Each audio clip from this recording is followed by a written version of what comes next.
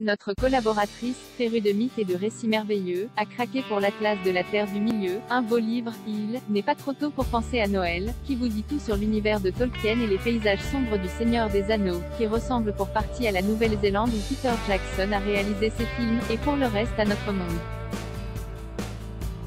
Parfois, la quatrième de couverture ne ment pas. Le guide indispensable de l'univers de J.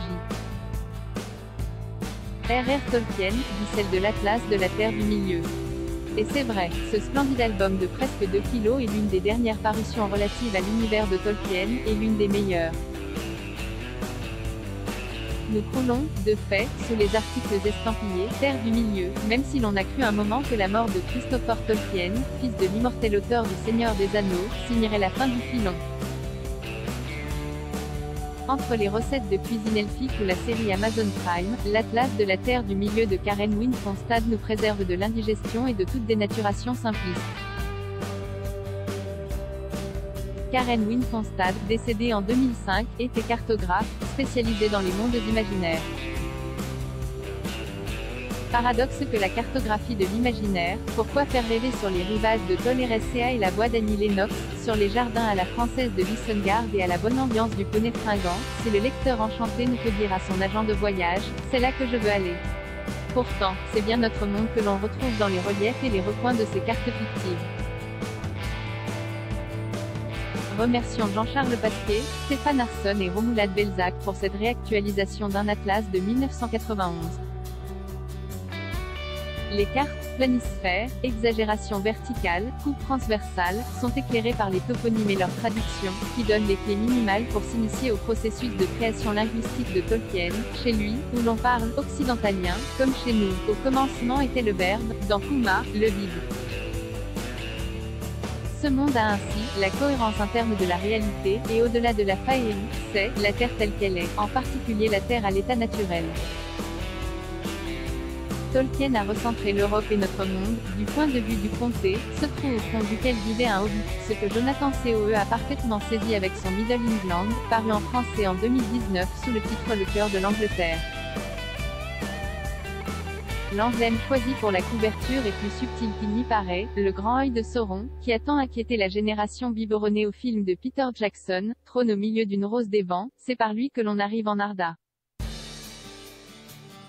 On peut embrasser cette terre-là en prenant en compte seulement la chronologie de ces événements, du premier âge au quatrième âge, ou la chronologie de ces fictions, du Silmarillion au Seigneur des Anneaux. C'est ce qu'invite à faire la planche introductive des Cercles du Monde qui, sur le modèle de ce qu'avait fait Dürer, refait découvrir la Pangée. Derrière la montagne du destin capricieux et explosif, le Stromboli.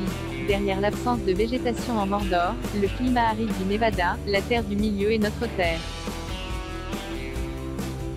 C'est une relecture commentée des textes de Tolkien, les distances et les jours sont estimés et les itinéraires aident à appréhender les pérégrinations des personnages. Mais on peut aussi choisir de feuilleter simplement cet album et de se laisser appâter par tel ou tel nom, tel trajet fléché, tel assortiment de couleurs, pour découvrir à quoi il correspond.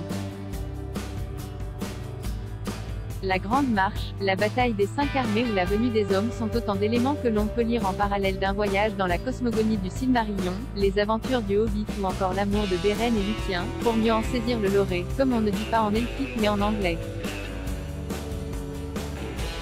En sus, des cartes régionales et des cartes thématiques.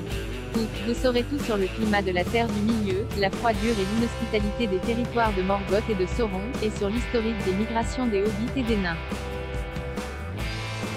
Et pour tous ceux qui croient que la langue elfique ne se résume aux inscriptions sur l'anneau unique, ou au Fernando, écrit en telboire sur l'avant-bras de Fernando Torres, le footballeur espagnol, le schéma diachronique sur les langues de la Terre du Milieu vous montrera que le noir parlé du Mordor est aussi isolé en Terre du Milieu, comparé au sylvain ou au sindarin, que le basque l'est au français et à l'espagnol. Alors oui, ce livre est pour les férus, les mordus, les tolkienistes jusqu'au boutistes, mais il est beau.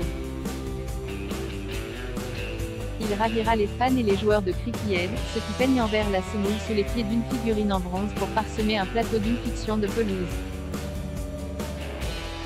Bref, pour ceux qui s'émerveillent encore de la beauté de l'impossible où la Terre du Milieu est à la fois ronde et plate. Atlas de la Terre du Milieu price, 50 € 9 used et new available from 50 € le Silmarillion illustré price, 44 € et 90 centimes 17 used et new available from 39 € et 90 centimes Beren et Lutien, français, price, 20 € 16 used et new available from 19 € et 95 centimes le cœur de l'Angleterre price, 9 € et 40 centimes 39 used et new available from 1 € et 99 centimes coffret trilogie Le Seigneur des Anneaux, intégrale version longue 12 DVD, édition spéciale limitée 2011, version longue, price, 33 € et 24 centimes 13 used et new available from 24 € et 99 centimes à lire aussi. Du même auteur Tolkien, Le Bon, le Beau et le Juste.